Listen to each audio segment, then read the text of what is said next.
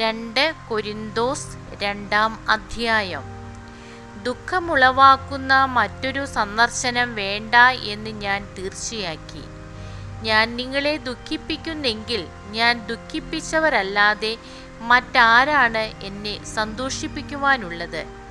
ഞാൻ വരുമ്പോൾ എനിക്ക് സന്തോഷം നൽകേണ്ടവർ എന്നെ ദുഃഖിപ്പിക്കാതിരിക്കാൻ വേണ്ടി മാത്രമാണ് ഞാൻ എഴുതിയത്.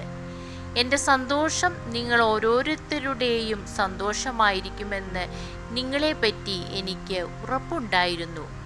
വലിയ ദുഃഖത്തോടും ഹൃദയവ്യഥയോടും വളരെ കണ്ണുനീരോടും കൂടി ഞാൻ നിങ്ങൾക്ക് എഴുതിയത് നിങ്ങളെ ദുഃഖിപ്പിക്കുവാൻ വേണ്ടിയല്ല, മറിച്ച് നിങ്ങളോടുള്ള എൻ്റെ സമൃദ്ധമായ സ്നേഹം അറിയിക്കാൻ വേണ്ടിയാണ്.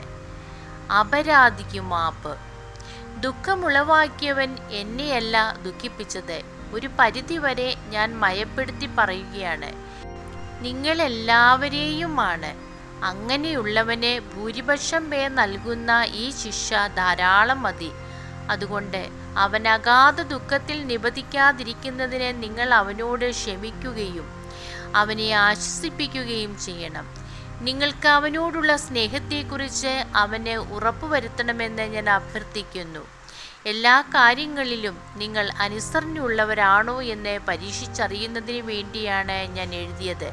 നിങ്ങൾ ക്ഷമിക്കുന്നവനോട് ഞാനും ക്ഷമിക്കുന്നു. ഞാൻ എന്തെങ്കിലും ക്ഷമിച്ചിട്ടുണ്ടെങ്കിൽ അത് ക്രിസ്തുവിൻ്റെ നാമത്തിൽ നിങ്ങൾക്ക് വേണ്ടിയാണ്.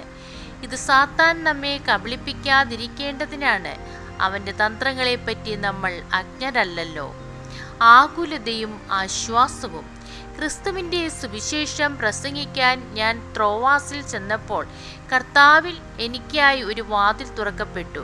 എന്നാൽ സഹോദരനായ തീത്തോസിനെ അവിടെ കാണായികയാൽ എൻ്റെ മനസ്സിന് ഒരു സ്വസ്ഥതയും ഉണ്ടായിരുന്നില്ല.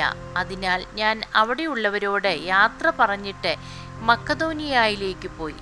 ക്രിസ്തുവിൽ ഞങ്ങളെ എല്ലായ്പ്പോഴും വിജയത്തിലെത്തിക്കുകയും അവനെക്കുറിച്ചുള്ള ജ്ഞാനത്തിൻ്റെ സൗരഭ്യം ഞങ്ങൾ വഴി എല്ലായിടത്തും പരത്തുകയും ചെയ്യുന്ന ദൈവത്തിന് സ്തുതി. എന്തുകൊണ്ടെന്നാൽ രക്ഷിക്കപ്പെടുന്നവരുടെ ഇടയിലും ശിക്ഷിക്കപ്പെടുന്നവരുടെ ഇടയിലും ഞങ്ങൾ ദൈവത്തിന് ക്രിസ്തുവിൻ്റെ പരിമളമാണ്. ഒരുവന് മരണത്തിൽ നിന്ന് മരണത്തിലേക്കുള്ള സൗരഭ്യവും അപരന് ജീവനിൽ നിന്ന് ജീവനിലേക്കുള്ള സൗരഭ്യവും. ഇവയ്ക്കെല്ലാം കെൽപ്പുള്ളവൻ ആരാണ്? ദൈവവചനത്തിൽ മായം ചേർത്ത് കച്ചവടം ചെയ്യുന്ന അനേകരുണ്ട്.